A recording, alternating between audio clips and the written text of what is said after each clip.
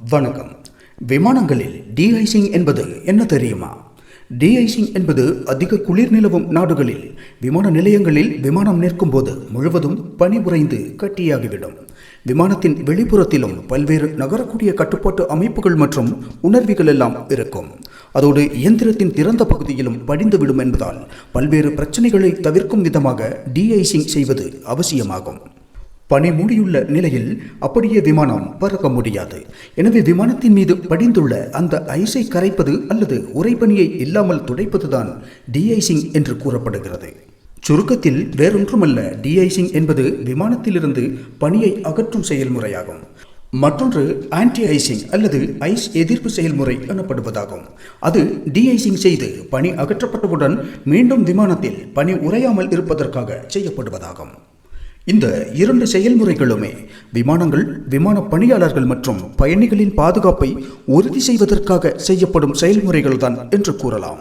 Glycol மற்றும் தண்ணீர் கலந்த கலவை de-icing ஏஜென்டாக பயன்படுத்தப்படுகிறது. ஒவ்வொரு வானிலைக்கும் ஏற்ற விதத்தில் இந்த de-icing ஏஜென்ட்களும் வெவ்வேறு விதங்களில் பயன்படுத்தப்படுகிறது. ஆனால் எந்த வானிலையாக இருந்தாலும் கலவையானது ஒரே முறையில் தான் பயன்படுத்தப்படுகிறது. விமானத்தின் மீது படிந்துள்ள பனி அல்லது உறைபனியை அகற்றுவதற்காக இது விமானத்தின் மீது ஒரு குழாய் வழியாக சூடாக்கப்பட்ட நிலையில் தெளிக்கப்படும். இந்த சூடான கலவை விமானம் முழுவதும் தெளிக்கப்படும் போது அதன் மீது படிந்துள்ள பனியானது கரைந்தோடிவிடும். விமானம் de-icing செய்யப்பட வேண்டும் என்னும் நிலையில் விமானிகள் de-icing செய்ய அழைப்பு விடுப்பார்கள். அதோடு ஃபெடரல் ஏவியேஷன் அட்மினிஸ்ட்ரேஷனான FAA-இன் விதிமுறைகளின்படி நடப்பதை உறுதி செய்வார்கள். ஒரு விமானத்தில் de-icing என்பது சரியான நேரத்தில் ஒழுங்குபடுத்தப்பட்ட முறையில் ஹோல்டோவர் நேரத்தை கருத்தில் கொண்டு செய்யப்பட வேண்டும். எனவே வேகமாகவும் அதே நேரம் முழுமையாகவும் செய்யப்படுவது அவசியமாகும். இங்கு ஹோல்டோவர் நேரம் என்பது de-icing செய்யப்பட்ட பிறகு ஆன்டி-ஐசிங் அல்லது de-icing திரவமானது விமானத்தில் பனி அல்லது உறைபனி மீண்டும் படியாமல் எவ்வளவு நேரம் தடுக்குமோ அந்த மதிப்பிடப்பட்ட காலமாகும்.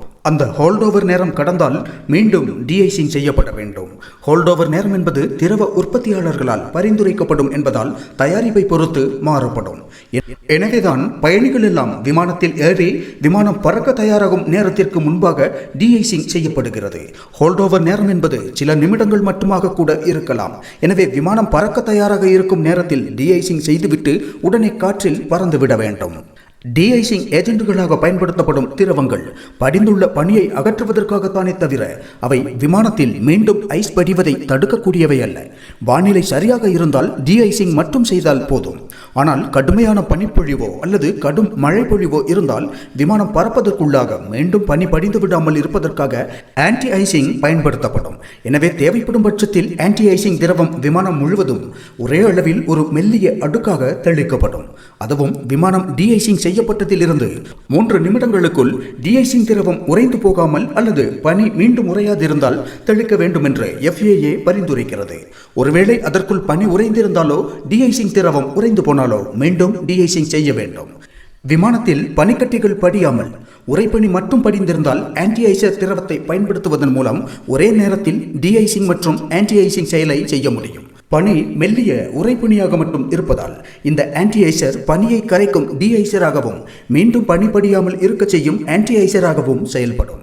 FAA-இன் அறிவுறுத்தலின்படி இறக்கைகள், செங்குத்து மற்றும் கிடைமட்ட வால்பரப்புகள், ஃபியூசலேஜ், இயந்திர நுழைவாயில்கள் மற்றும் விசிறி கத்திகள், கண்ட்ரோல் சர்ஃபஸ் மற்றும் இடைவெளிகள், லேண்டிங் கியர் மற்றும் லேண்டிங் கியர் கதவு, ஆண்டனாக்கள் மற்றும் சென்சார்கள், உந்துவிசை எந்திரங்கள் என்று இந்த குறிப்பிட்ட பாகங்கள் எல்லாம் கட்டாயம் de-icing செய்யப்பட வேண்டும்.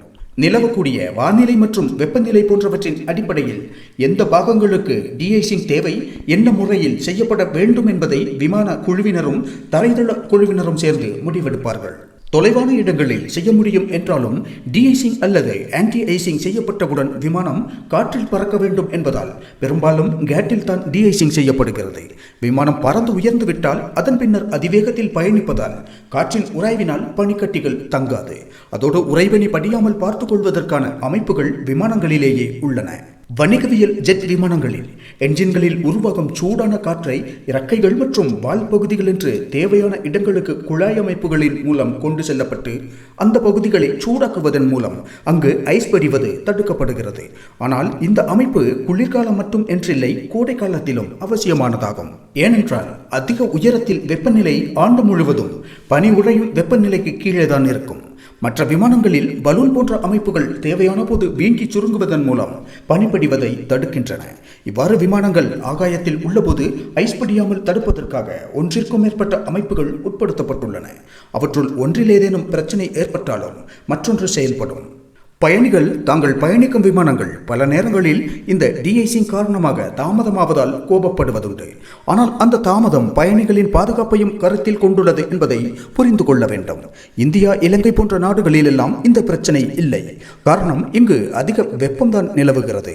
குளிர் பிரதேச நாடுகளில் தான் இந்த முறை உள்ளது. காரணம், அங்கெல்லாம் நிமிடங்களுக்குள் பனி உறைவதும் சில நேரங்களில் ஓடுபாதைகளே மூடப்பட்டு விடுவதும் எல்லாம் நடப்பதுண்டு. இந்த de-icing முறையை எளிமைப்படுத்தும் நோக்கத்திலான ஏராளமான ஆய்வுகள் நடந்து வருகின்றன. அவை வெற்றியடைந்து நல்ல மாற்று முறை வரும் வரை de-icing காரணமாக விமானம் தாமதமானால் பயணிகள் பொறுத்து கொள்ளத்தான் வேண்டும். இந்த காணொளி உங்களுக்கு பிடித்திருந்தால் விருப்பத்தை பதிவிட்டு நண்பர்களுக்கும் பகிர்ந்திருங்கள். காணொளி பற்றிய உங்களது கருத்துக்களை தெரியப்படுத்துங்கள். மேலும் இது போன்ற காணொளிகளுக்கு இணைந்திருங்கள் HF தமிழோடு.